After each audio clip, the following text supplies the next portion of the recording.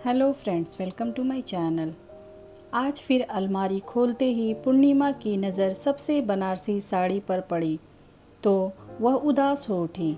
साड़ी को हाथ में उठाकर उसे सहलाते हुए वह सोचने लगी कि आज भी इसकी सुंदरता में कोई फ़र्क नहीं पड़ा है और इसका रंग तो आज भी वैसे ही चटक है जैसे सालों पहले था। याद है उसे अपनी बहू भात रिसेप्शन पर जब उसने यह साड़ी पहनी थी। तब जाने कितनों की नज़रें इस बनारसी साड़ी पर अटक गई थी। अटके भी क्यों ना, यह बनारसी साड़ी थी ही इतनी खूबसूरत। केवल खास अवसरों पर ही पूर्णिमा इस बनारसी साड़ी को पहनती और फिर तुरंत उसे ड्राई वॉश करवाकर अलमारी में रख दिया करती थी। अपनी शादी की सालगिरह पर भी जब वह इस बनारसी साड़ी को पहनती तो रजत उसके पति उसे अपलक देखते रह जाते थे, जैसे वह आज भी कोई नई नवेली दुल्हन हो। लाल हरे रंग की इस बनारसी साड़ी में पूर्णिमा का गोरा रंग और चमक उठता था। मम्मा, पापा कब से आपको आवाज़ दे रहे हैं? पीछे से जब अलीमा बोली तो पूर्णिमा ने वह बनारसी साड़ी झट से अलमारी के एक कोने में लगभग ठूस दी और कुछ यूं ही ढूंढने का नाटक करने लगी। आप अलमारी में कुछ ढूंढ रही हो मम्मा? अलीमा ने पूछा तो पूर्णिमा बोली कि नहीं तो कुछ भी तो नहीं।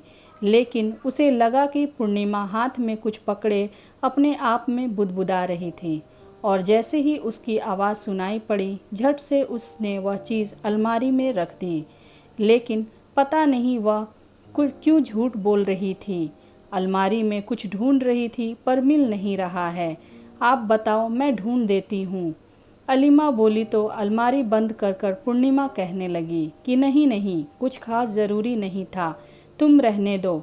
ठीक है मम्मा, लेकिन वह पापा आपको बुला रहे हैं, जल्दी आ जाओ। हाँ हाँ, मैं आती हूँ, तुम जाओ, बोलकर पूर्णिमा ने फिर एक बार अलमारी खोलकर उस चीज़ को देखा और भरे मन से अलमारी बंद कर दी। बोलो, कुछ कहना चाह रहे थे तुम?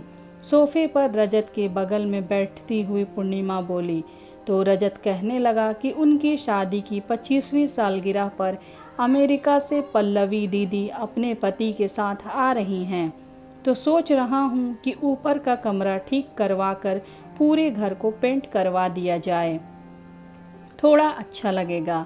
अरे तो मुझसे क्यों पूछ रहे हो, जो करना है करो ना।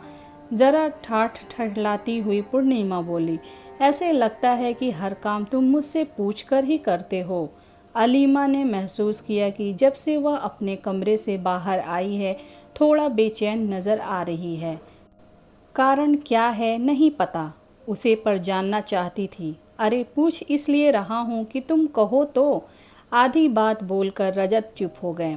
फिर बोले, अच्छा आलोक को वॉक पर से आ जाने दो, फिर बात करते हैं।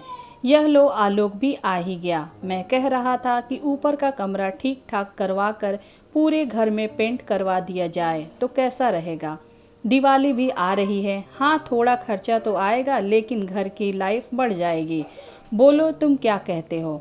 बेटे आलोक की तरह मुखातिब होकर रजत बोले तो वह कहने लगा कि यह तो बहुत ही अच्छा आइडिया है, तो फिर ठीक है, मैं बात कर लेता हूँ। पूर्णिमा की तरफ देखते हुए रजत बोले और फिर उठकर ऑफिस जाने के लिए तैयार होने लगे। पूर्णिमा ने उनकी बातों पर हाँ ना कुछ भी नहीं कहा और वह भी उठकर किचन में चली आई।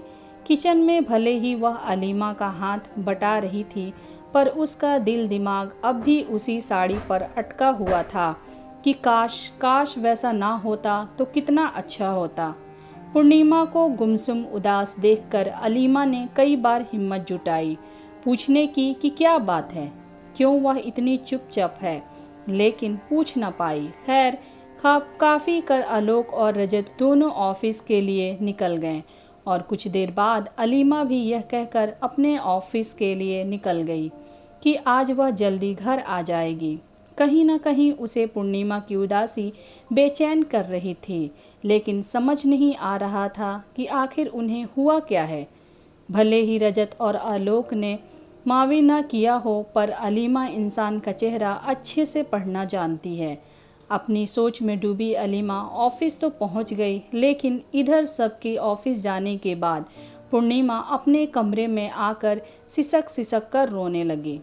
दरअसल आज ही के दिन पूर्णिमा की मां का देहांत हुआ था और यह बनारसी साड़ी उसकी मां की आखिरी निशानी थी उसके पास।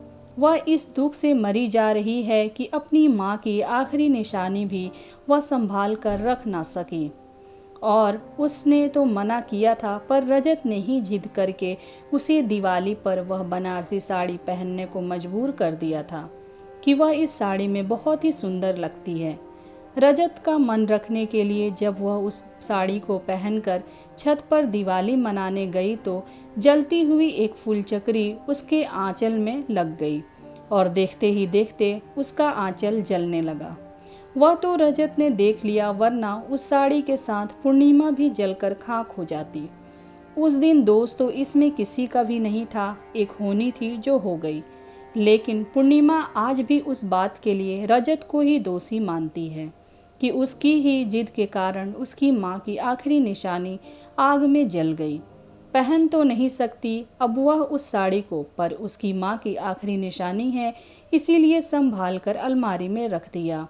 लेकिन जब कभी भी उसकी नज़र उस साड़ी पर पड़ती है तो दिल में माँ की याद हुक मारने लगती है। पूर्णिमा की माँ ने अपनी इकलौती बेटी की शादी को लेकर हजारों सपने देख रखे थे। बचपन से ही वह उसके लिए गहने कपड़े जोड़ जोड़ कर रखती आई थी। रजत से जब उसकी शादी तय हुई तो कितना रोई थी वह, यह सोचकर कि नाजों से पली गुड़िया बेटी अब पराई हो जाएगी, फिर कैसे जिएगी वह उसके बिना। लेकिन फिर उसने खुद को ही समझाया था कि बिटिया पराई थोड़ी ही होती है, बल्कि शादी के बाद तो वे और अपने माँ बाप के करीब आ जाती हैं।